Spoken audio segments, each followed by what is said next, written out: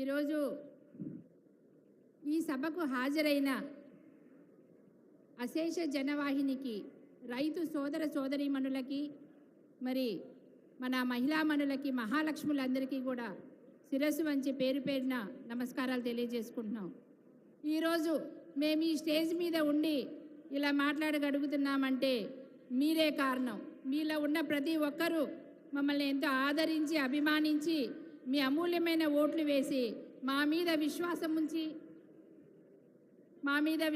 ఉంచి కాంగ్రెస్ ప్రభుత్వం వస్తేనే మా కష్టాలు కడగండ్లు తీరుతాయి, నిజమైన ప్రజారాజ్యం వస్తుంది, నిజమైన రైతు రాజ్యం వస్తుందని మమ్మల్ని నమ్మి మా మీద భరోసా ఉంచి మమ్మల్ని అత్యధిక మెజార్టీతో గెలిపించి ఏ విధంగా అయితే కాంగ్రెస్ ప్రభుత్వాన్ని ఏర్పాటు చేసుకున్నారో అందుకు మీ అందరికీ కూడా మేమేమిచ్చి రుణం తీర్చుకోగలం.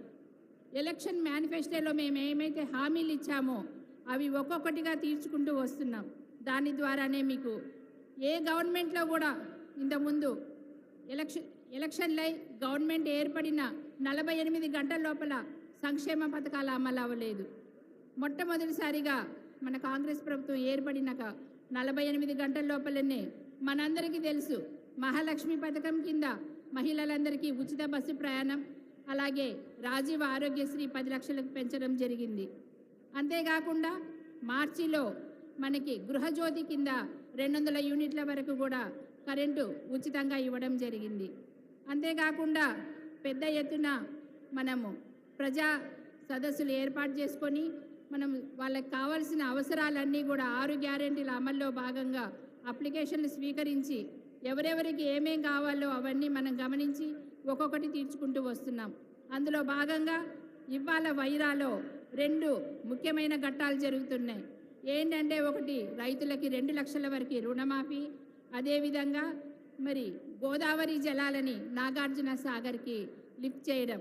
ఇవి 2 కూడా ఇవాళ మన గౌరవ ముఖ్యమంత్రి వర్యులు మొట్టమొదటిసారి ఖమ్మం జిల్లా వైరాకి విచ్చేస్తున్న సందర్భంగా వారికి మన ప్రజలందరి తరపున మరి శిరస్సు వంచి నమస్కారాలు తెలియజేసుకుంటున్నాను.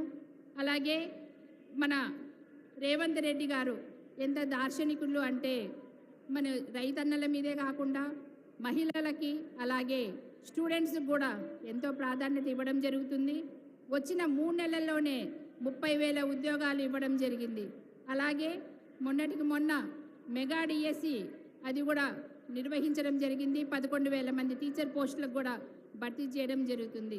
అలాగే మరి యువతకి సంబంధించి యంగ్ ఇండియా స్కిల్స్ యూనివర్సిటీ కూడా హైదరాబాద్ నగరంలో ముచ్చర్ల దగ్గర స్థాపించడం జరిగింది. అంటే ఇంతగా మన కోసం, మన అభివృద్ధి కోసం నిరంతరం తప్పిస్తున్నారు. జనవరిలో ఆయన దావోస్ పర్యటనకి వెళ్ళి 30,000 కోట్ల రూపాయలు పెట్టుబడులు సాధించుకొచ్చారు. అలాగే ఇప్పుడు కూడా అమెరికా పర్యటనకి వెళ్ళి మరి ఒక 32,000 కోట్ల నిధులు సంపాదించుకొని వచ్చారు. అలాగే ముఖ్యమంత్రి వర్యులే వస్తున్నారు. వారందరికీ మనం ఘనంగా కరతాళ ధ్వనితో స్వాగతం చెప్దాము. అందరికీ మరి ఒకసారి స్వాతంత్ర దినోత్సవ శుభాకాంక్షలు తెలియజేస్తున్నాను. జై హింద్.